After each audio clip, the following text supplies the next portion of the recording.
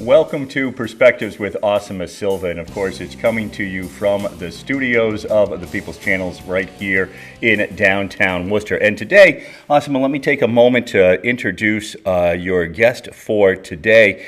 Hena Zuberi is going to be joining us. Now, she is the director of Justice for All, human rights organization. She oversees Justice for All's campaigns. She also runs advocacy efforts on Capitol Hill to stop the Rohingya and Uyghur genocide and the persecution of Indian Muslims. And she's a journalist. She loves to tell stories about her community. She anchors the Daily Muslim News and hosts the Justice for All Now show. It's a talk show on peace and justice on Muslim Network TV. And for over a decade, she has written for and run Muslim Matters. That's an online Islamic magazine, read the world over as the editor-in-chief. She has worked as a television news reporter and producer for CNBC Asia and World Television News, now AP News. And she joins us now on Perspectives. Yes, thank you. Hena, thank you for joining us. And I just want to give our audience a background of why I invited Hena to talk about her knowledge on specifically human rights in India. I do, full disclosure, volunteer for Justice for All, and I had a great experience this summer, which I know Hena will probably mention, but I'll leave it to her to mention about it. So I'm going to start off and ask you to, add into the introduction, Hena, about anything that you would like to expand on, and all the work that you've done specifically on human rights. And I know, like in the past, we've talked about the Uyghur situation and the Rohingya situation. We haven't really touched too heavily on the India situation. And I know that has changed a lot. We had one show in the past on India, but that was a couple years ago. And I know that a lot of the public and political space in India has changed. So I would love your expertise and knowledge on this subject. Thank you so much. And thank you so much for having me here. Advocacy is, I really do believe that every human being should be an advocate or an activist for something, whatever they're passionate about. And I never intended to come into this field as a human rights activist. That title carries a lot of responsibility with it. I used to volunteer for Justice for All, just like you do. I used to cover a lot of their campaigns, particularly the Burma Task Force campaigns for the Rohingya. And at that time, majority of the United States had never even heard of the term Rohingya, who they were, where they were, what was happening to them. And so a majority of our campaigns at that time would be just educational, telling people about who the Rohingya were, the indigenous people, and warning elected officials, often impending genocide. There had been a slow-burning genocide already taking place for over 20 years with the citizenship removed from Rohingya people, the Burmese citizenship removed from them.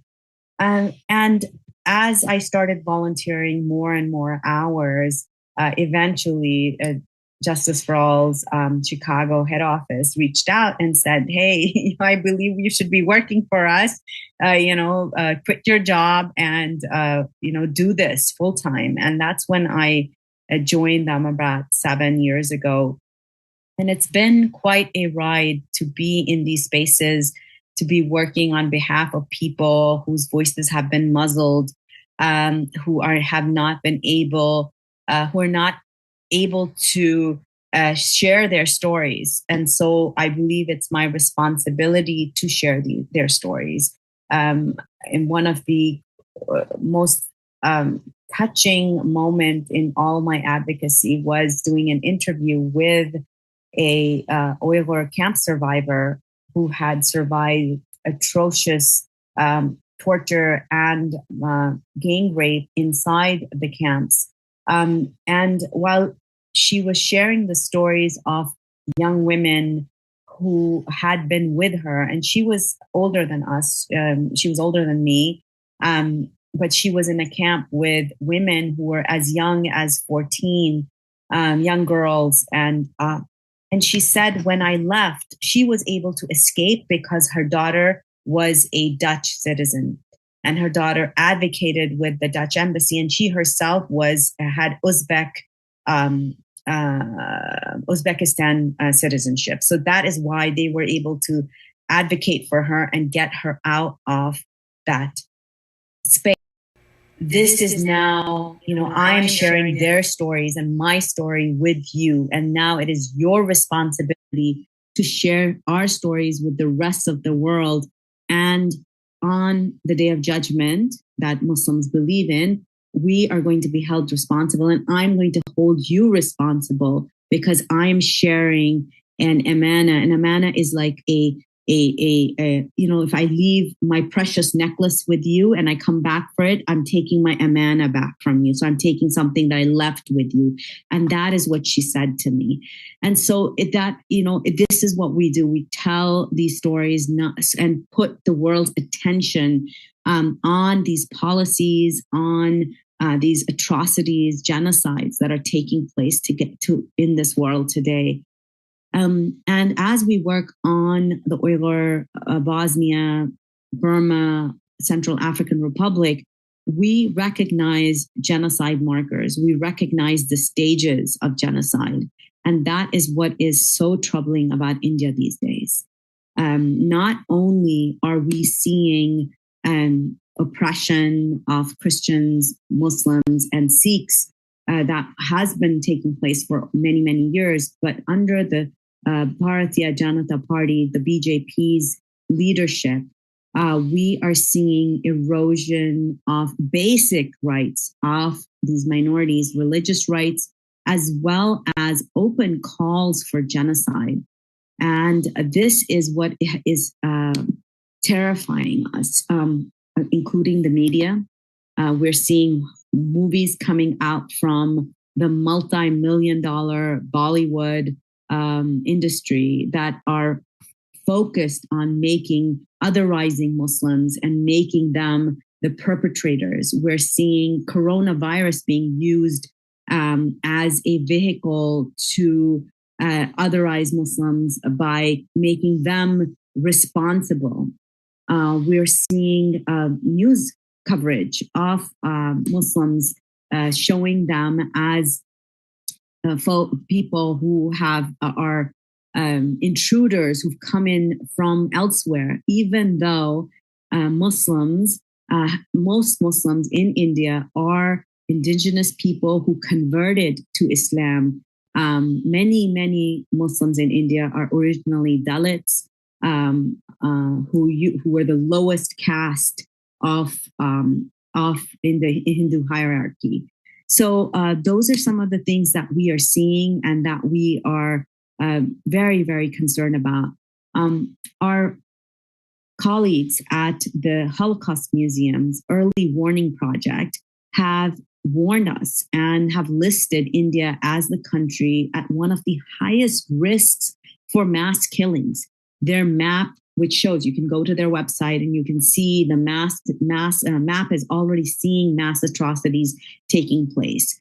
We're seeing the building of concentration camps, much like in China, in Assam, in the state of Assam in India, in Punjab, and other states in India. So these are, along with a sharp increase in open attacks and killings of religious minorities, lynching based on the suspicion of eating beef, not even finding them with beef, but the suspicion of someone eating or selling beef can get you lynched in India today. We also find that the Indian judiciary is no longer seen as an independent body. Police aid and abet Hindutva, which is the extreme Hindu-Nationalist fascist ideology. Police abet and assist their attack Hindutva attackers of minorities. We're also seeing the government openly demolishing homes and shops of those who peacefully protest without any due process of law or any way that they can appeal this. So these are some of the things that we are seeing, that because of our work on genocide, we're able to, beat the drum and get people, are not only just local, our congressmen and senators, our State Department and the United Nations, to be really serious about what is happening to the 250 million Muslims in India. The fact that, as you're trying to tell these stories, get these stories out, your job has probably become harder over the last few years. You had mentioned, Asima, about a few years ago when we first began to talk about the Uyghurs, about the concentration camps that you just mentioned being in China. And it seemed to me that there was a movement, at least here in the United States, where that story was beginning to be told, where we were beginning to hear more about it. And now, I think that over the last couple of years, whether it's the pandemic, whether it's a worldwide move towards authoritarianism, whether it's our own political strife here, I think the very stories that you're talking about right now, over the last couple of years, they've been pushed down. We don't hear about them as much, even though I do feel that we had been moving in the direction of hearing those stories, having empathy, perhaps there being a way in the world to do something about it. And I'm just kind of curious about your view on that. From your role as a journalist over these last few years, has it changed? Has it become harder to tell some of these stories, to get some of these stories out? Definitely. What we're seeing, for example, Twitter in India has filed a lawsuit against the Indian government because they have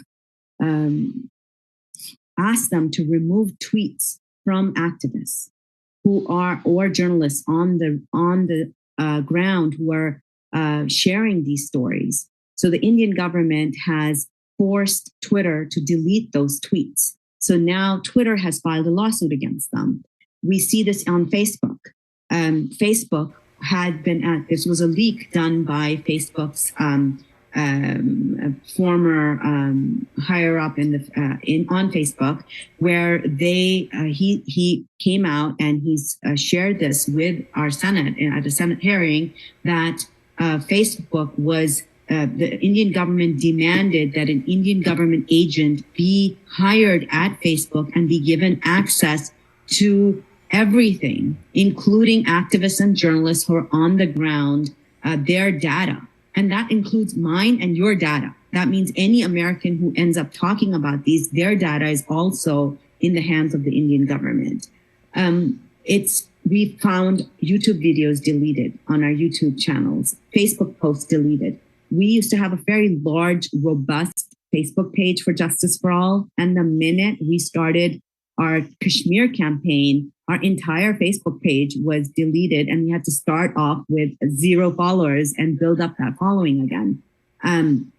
We're finding that, for example, Stand with Kashmir, which is a Kashmiri organization working on the rights of Kashmiris, they are blocked in India. No one can see their website in India.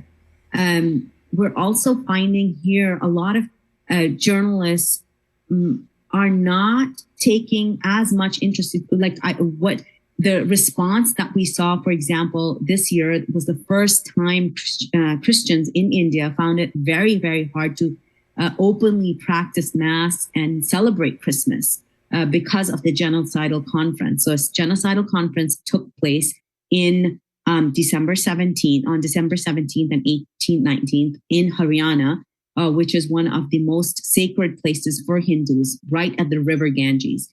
And the man who convened this conference leads the largest organization of Hindu priests in the country.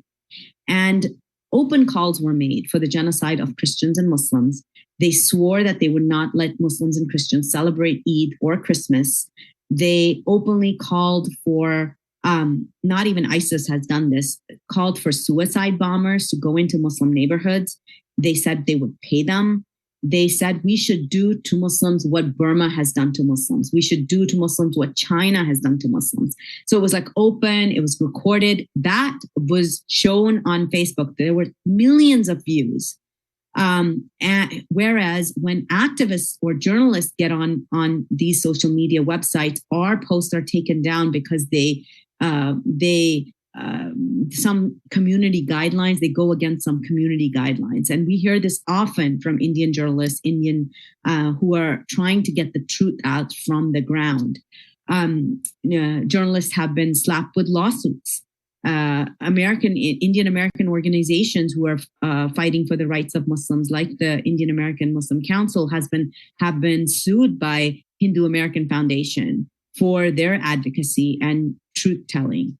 So yes, frankly, it's become really hard for this space, where in the space to tell stories. And I think a lot of times stories of people who, like when you see what's happening in Ukraine and you see PayPal and all these major organizations have their Ukrainian flag up and they're raising funds, and there's each person's story is highlighted in such a manner that really brings forth empathy and people know about life in Ukraine. We don't see that when it's brown people, when it's Indians, when it's Iraqis, when it's Afghans. So that it also plays, that's another layer that makes it very hard for these stories to be shared. And Asima, now, do I understand you have just recently been to the UN? So this is something that as you said, your advocacy and you're working on as well. It's a tough climate, as we're just hearing about.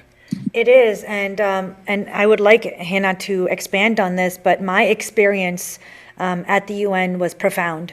I had the ability to talk to certain Hindus who are trying to speak up as much as they can, but they came anonymously because they fear for their lives. One person openly told me, I am here because I'm Brahmin, I'm of the upper caste, and I won't be touched right now in the situation we're in India, but I don't know how long that will last. And they said, several of them said, we're doing the best we can to work behind the scenes, but we can't come out openly, or else we will become a target as well. So, I mean, Hena, if you want to go further into detail about the whole, reason of why Justice for All wanted to be present at the UN with the coalition and the work that we're hoping to do with the UN pre-sessions.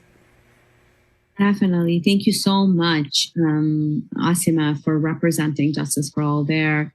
And this was in conjunction with our submission as the Coalition for Minority Rights in India, which comprises of organizations such as the World Evangelical Alliance, Open Doors, Hindus for Human Rights, and others, the International Commission for Dalit Rights. And India is up for their Universal Periodic Review at the United Nations Human Rights Council.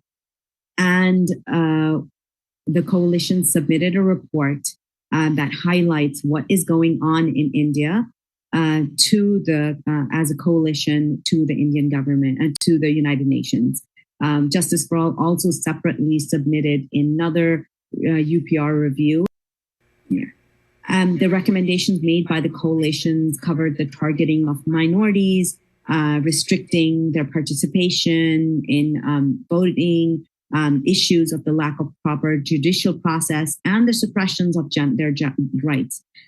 And we expect the United Nations to take all actions available to have India return to the path of pluralism. This used to be a country where people were able to practice and live side by side. There are currently 30 anti-minority laws, including anti-conversion laws, enacted in 11 states. And these have put stringent limits on religious activities.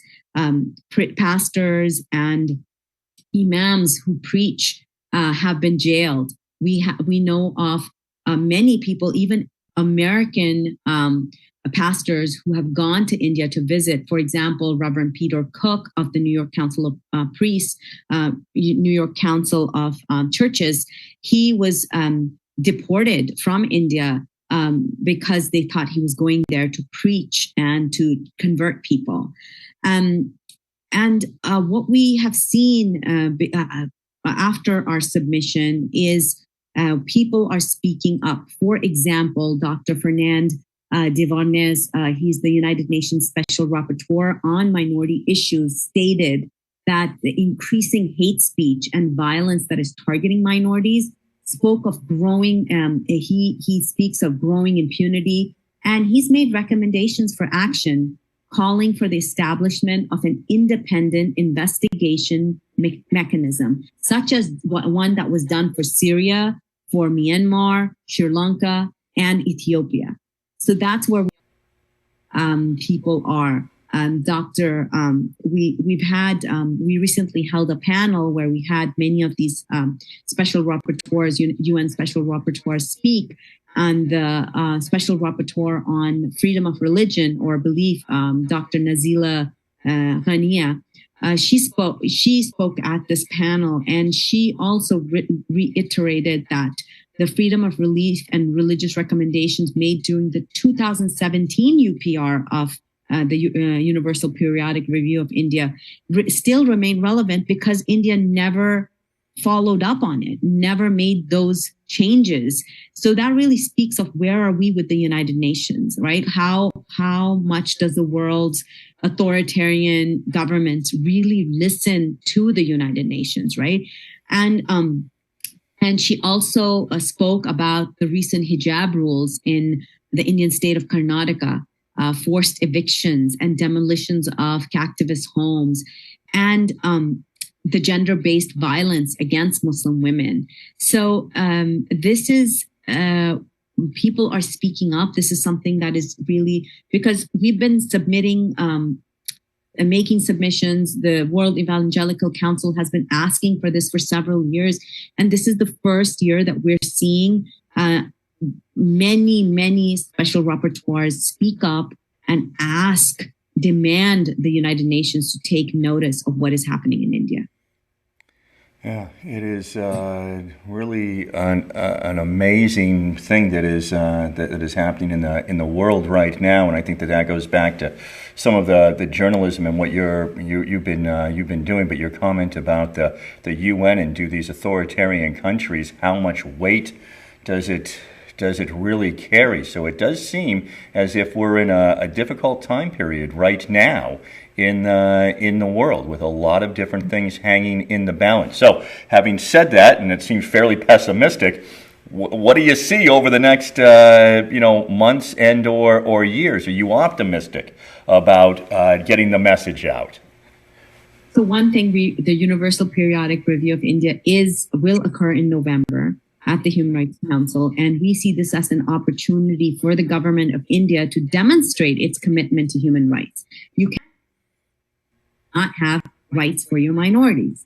Either take away that title, call yourself what you are, that doesn't give rights to its people, and end the facade, right?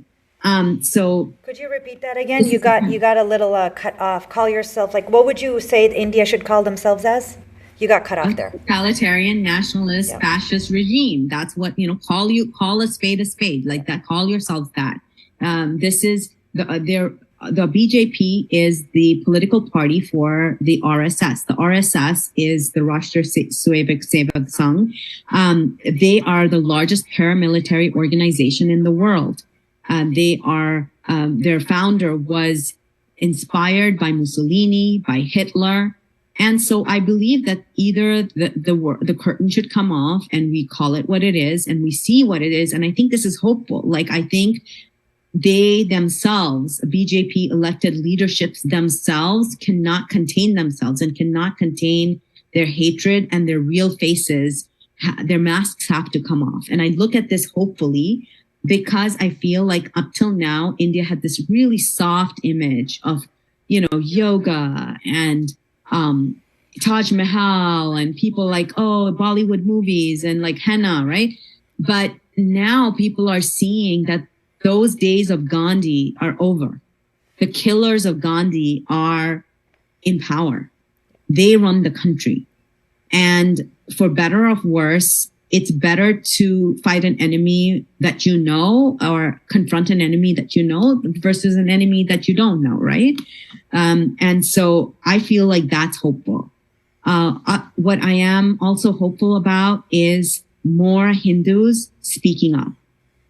Because when ISIS hijacked the Muslim faith and used our names to, cause havoc in that region, in Iraq and Syria, Muslims around the world got up and said, not in our name. There's this one young woman, Hera Hashmi, she's made an Excel sheet of 15,000 official statements, probably more, I'm probably misquoting what the number was, of organizations and governments condemning ISIS. However, because we're seeing such a silence from the Hindu community, except for these really courageous Hindus that are speaking up, like our friends at Hindus for Human Rights and others. Ashok Swain over in Norway is an excellent someone to follow on Twitter if someone actually wants to follow some Hindu activists who are fighting against this. But I do think the world needs to demand more of Hindus, like they demanded of the Muslim community, to condemn this. Come out and condemn it. We have just about 90 seconds left. I want to make sure that you're able to tell us where we can follow you, and then Asima for your final comments for the show. Sure. You can follow us at Justice for All USA on Twitter, and we have a Canadian version as well. I'm Hena Zuberi on Twitter and Facebook. We're all on Facebook and Instagram as Justice for All as well. Be careful because there's other organizations with that name as well. We're the ones that are human rights organization working on anti-genocide. So, yes, thank you so much for having me. Hena, thank you so much, Hena. So let me just wrap up. I only have a couple of seconds, but what I really wanted to do this show was because, as many of you know, I am of Indian ethnicity, and it's really hard to think that such a beautiful country is going down this path, where we're finding that where minorities were celebrated, pluralism was celebrated, diversity was celebrated. We're seeing such a beautiful country going down a fascist path, and it's something that I think, as Hena was saying, we need to demand more of the majority people in India who happen to be Hindus to speak up on behalf of the minorities and create a better space and a better country for yourselves and for the rest of the world. Because as what the Indian representative said, they are one of the largest democracies in this world.